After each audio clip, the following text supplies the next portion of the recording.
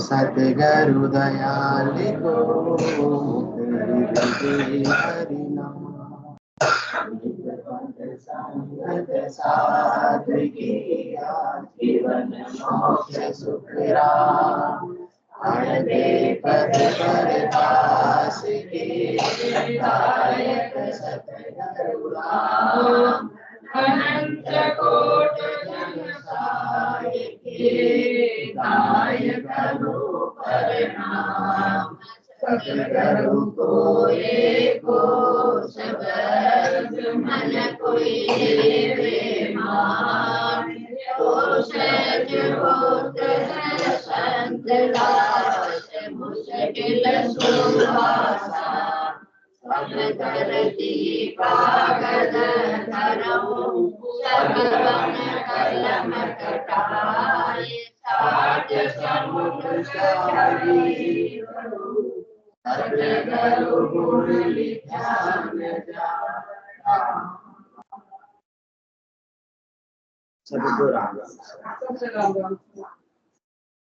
श्री सद्गुरु सुखराम जी महाराज की अठवें वाणी अर्जस पदराग कल्याण एक प्रारंभ हो रहा है। इस अर्जस के माध्यम से सद्गुरुदेव फरमा रहे साधो भाई करड़ू परत ना सीजे ओ साधो भाई करड़ू परत नहीं सीजे बालो आग 5-10 दिन रे सपने सल नहीं बीजे ओ साधो भाई करड़ू परत न सीजे ओ साधु भाई करड़ू परत न सीजे परसे में है जमी गल जावे पत्थर नरम न होई परसे में है जमी गल जावे पत्थर नरम न होई यूं कर्मी के ज्ञान न लागे शब्द विधे नहीं कोई यूं कर्मी के ज्ञान न लागे शब्द विधे नहीं कोई ओ साधो भाई करड़ू परत न सीजे ओ साधो भाई करड़ू परत न सीजे नागर बेल बांझ सो नारी फूला कदे न आवे नागर बेल बांझ सो नारी फूला कदे न आवे यू मूरख न कहो बहु तेरो भगति नाय संभावे यूं मूरख न कहो बहु तेरो भगति नाय संभावे ओ साधु भाई करड़ू परत न सीजे ओ साधु भाई करड़ू परत न सीजे तस्कर चोर लबाड़ पुरुष के सांच बात विष लागे तस्कर चोर लबाड़ पुरुष के सांच बात विष लागे कह सुख राम यू करमी नर ने सत शब्द सुन भागे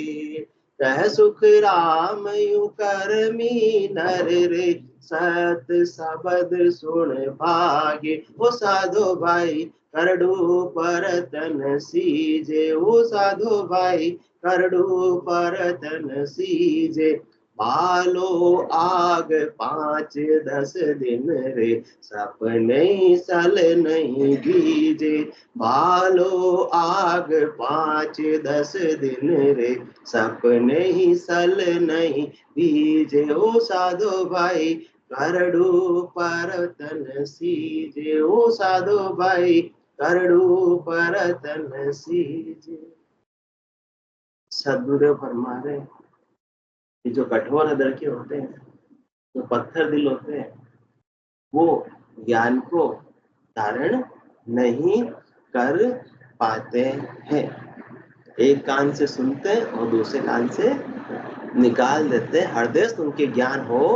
नहीं पाता है। केवल सुनने मात्र से तो काम बनने वाला नहीं, जब तक कि हृदय में ज्ञान को उतारेंगे नहीं और उतार कर उसको धारण करेंगे नहीं, उनके ज्ञान में बताई विधि से साधना नहीं करेंगे, तब तक तो काम बनने वाला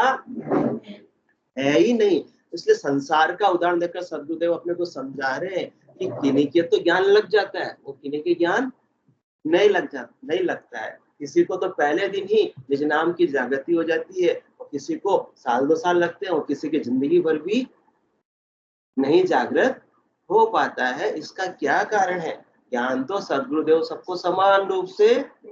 दे रहे हैं, तो सामने वाले में क्या विशेषता है, क्या गुण है, क्या अवगुण है, जिसकी वजह से किसी को तो ज्ञान जल्दी धारण हो रहा है, किसी को बहुत देर से हो पा रहा है। तो साधो भाई करडू परतन सीजे, पालो आग 5-10 दिन रे, सपने सल नहीं बीजे। करडू होते हैं, करडू जैसे मूंग के अंदर क्या होती है, मूंगी। हाँ, तुम पूरे मूंग सीख जाते हैं, परंतु एक दो जो उसके अंदर मूंगी होती है वो दांत में आ जावे तो क्या होता है, दांत में आ जावे तो क्या आई, किसी की आई, कभी आई, दांत टूट जाए, परंतु वो टूटता नहीं है। सदगुरुदेव ज्ञान सुना कर पच जावे, परंतु उसके ज्ञान लगता नहीं है। हम तो खा के कितने बात, 3 बात है जो परे कितने ही दिनों तक या कितने ही सालों तक उनको ज्ञान सुना लो, वो क्या करते हैं, 3 बात। हाँ, इतने कठोर हो रखे हैं, उनके आवरण कर्मों का इतना कठोर हो रखा है कि ज्ञान उनके भीतर प्रवेश ही नहीं कर पाता है। जिस प्रकार से युद्ध में शर्मा जी सैनिक लड़ने जाता है तो क्या पहन के जाता, कठोर कवच पहन के जाता है, तो तीर छूटते हैं तो उसके अंदर प्रवेश नहीं कर पाते। इसी प्रकार से अनेक जन्मों की अपने में क्या है, संस्कार है, आवरण कर्मों का कठोर छाया हुआ है। तो सदगुरुदेव तो ज्ञान के बाण छोड़ रहे हैं, जिनके इतना कठोर कवच नहीं है उनके तो तीर कहाँ लग जाता है, डायरेक्ट दिल पर, हृदय पर लग जाता है, और आंखों से अश्रुधारा आने लगती है। और वो आत्मा सोचती है कि ये ज्ञान मुझे पहले क्यों नहीं मिला। सूता जन्म अमोलक बीते, जाग्या जब पिस्ताओ, जीवड़ो पड़ो जंजाला माही, सपने जन्म ठगाओ। और जो कवच जिसके कर्मों का, अनेक जन्मों के संस्कारों का बहुत कठोर आत्मा पर छाया हुआ है, तो वो ज्ञान को भीतर उतार सकता नहीं है, ज्ञान को सिरोधारी कर सकता नहीं, ज्ञान का महत्व तो समझ सकता नहीं, भले उसको कितने ही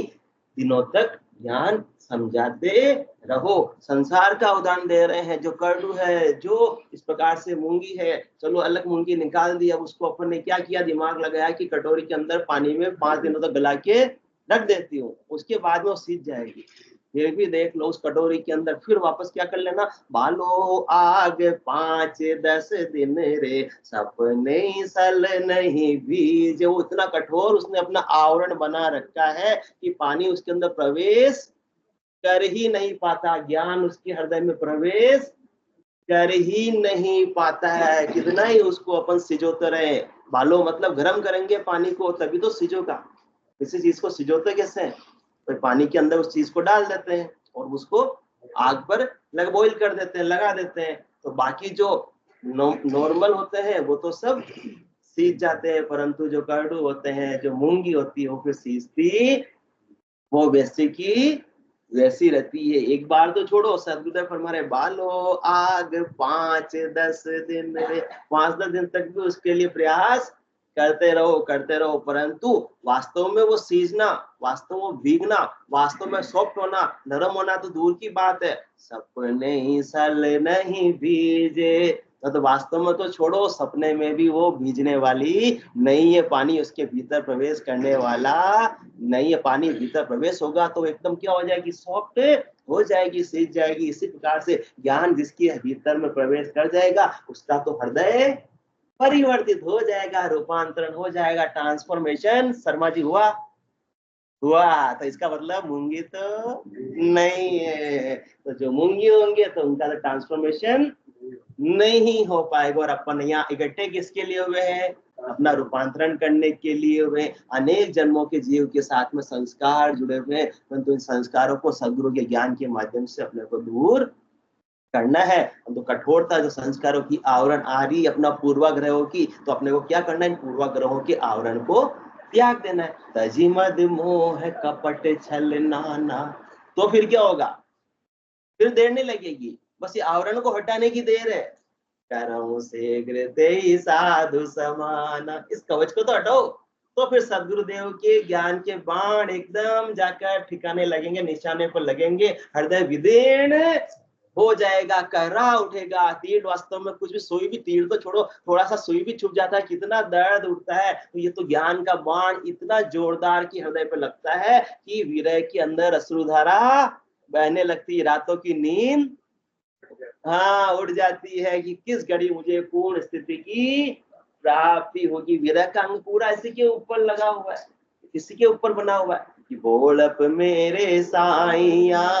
बेथी बड़ी गिवार, तुम सा प्रीतम छोड़ के गई आन की लार, मैं गुणवंती सुंदरी अवगुण भर्या अपार, बहा गया की लाज है सुन साही भरतार, करना था सो कर लिया